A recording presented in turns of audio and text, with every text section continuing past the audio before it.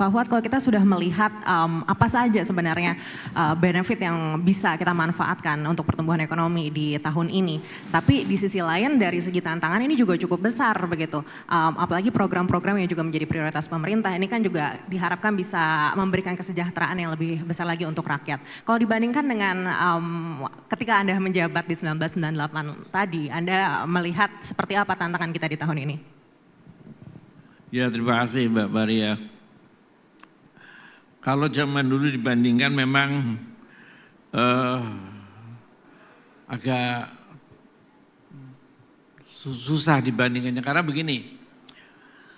Awal saya itu Menteri Orde Baru. Awal pemerintahan itu ya tahun 65, 66, 67 itu ya dimulai dengan kondisi yang krisis. Ya. Krisis ekonomi yang luar biasa. Kemudian diakhiri Orde Baru itu dengan krisis juga. Cuman sementara dari krisis itu dia sudah banyak meninggalkan sesuatu yang banyak manfaatnya, besar sekali manfaatnya. Nah, misalnya dulu ya, waktu awal-awal Orde Baru, itu swasta itu tidak ada perannya.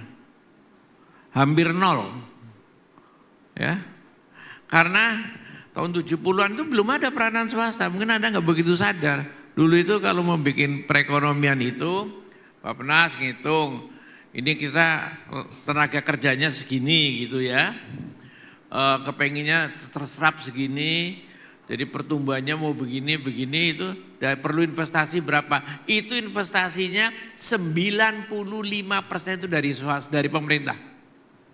Waktu itu hanya paling 5% dari swasta. Tapi terus pelan sampai meningkat.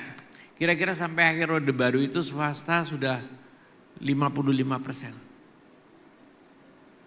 Ya. Nah, sekarang mungkin udah terbalik. Jadi misalnya aja waktu Orde Baru dulu waktu ambil sekarang yang bikin bencana ini katanya kelapa sawit ya. Kelapa sawit itu produksinya kira-kira cuma 300.000 ton itu kelapa sawit itu. Pada waktu akhir Orde Baru itu. Dan itu 80% plasma, 20% indi. Karena dulu itu ditegaskan. Misalnya kalau perumahan ya 136, satu mewah, menengah, yang 6 rumah, yang sederhana gitu.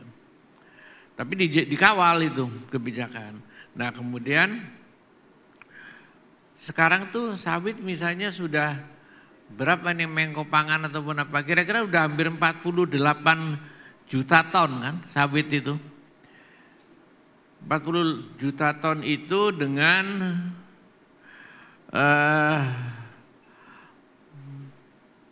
petani kelapa sawit itu paling ya sepertiganya. 2/3-nya sudah perusahaan-perusahaan besar. Nah, peningkatannya luar biasa. Tapi peningkatan ini sawit yang luar biasa ini kita perhatikan. Ya. Pertumbuhan ekonominya tidak lebih bagus tuh dari Orde Baru. Ya kan? Misalnya lagi apa? Utangnya meningkat hebat. Ya kan? Pertumbuhannya segitu-gitu aja. 5% kurang, dulu nggak pakai pertumbuhan sampai ada yang 10%, 9%, 8%, 7% dulu itu. Jadi tentu ada sesuatu yang kurang tepat, tidak bisa dikontrol oleh pemerintah. Misalnya aja utang. Utang itu dulu waktu Orde Baru cuman ada apa? Bukan Orde Baru aja, Orde Baru bahkan Presiden setelah Orde Baru kan Pak Habibie, kemudian Gus Dur, kemudian Megawati itu masih sama, satu tipe utangnya. Utangnya itu utang luar negeri. Ya, jumlahnya itu paling sampai sekarang pun kira-kira 1.000 triliun rupiah utang luar negeri itu, yang dulu namanya IGGI kemudian CGI segala ya, dan sedikit sekali itunya efek yang jeleknya itu sedikit. Tapi kemudian kenapa kami waktu itu?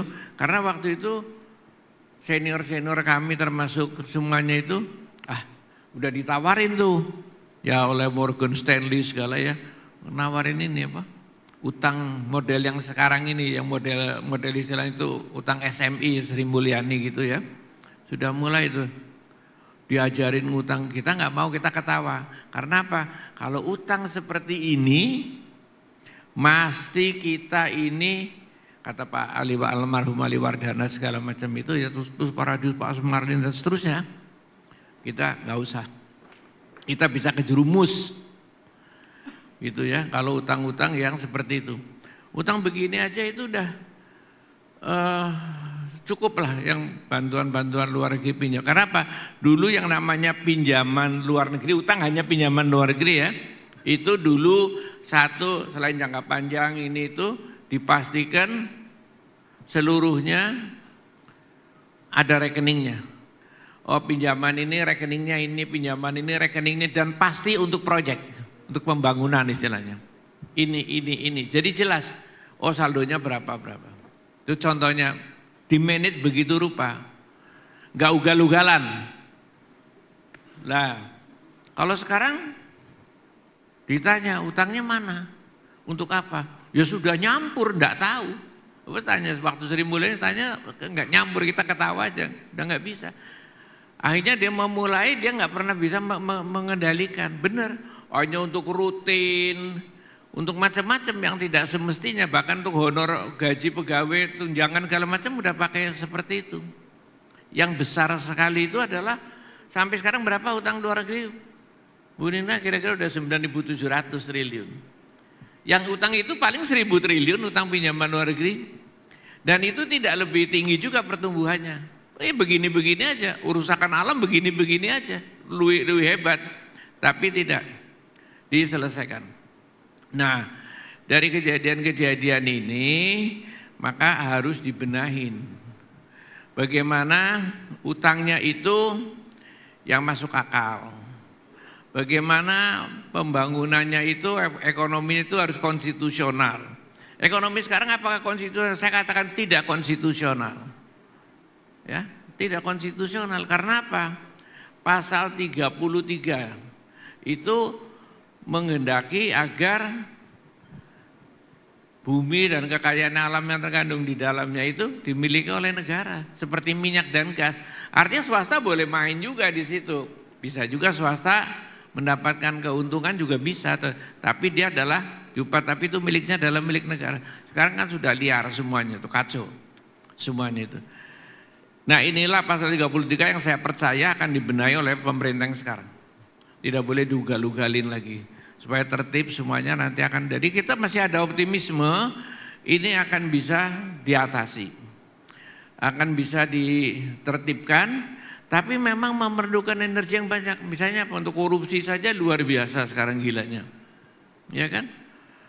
Ya itu memerlukan waktu, tentu energi. Untuk membenahi pasal 33 supaya perekonomian nasional itu ada konstitusinya itu.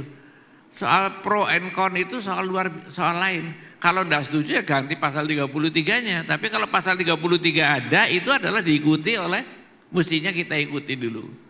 Belum tentu swastanya jadi rugi, tapi paling tidak serakah, tidak ditaruh sekarang. Akhirnya semuanya menjadi, ya kalau mau terus terang aja, kalau sekarang mau, semuanya itu bisa jadi tersangka. Tinggal baiknya pemerintah aja seberapa jauh untuk bisa itu selamatkan.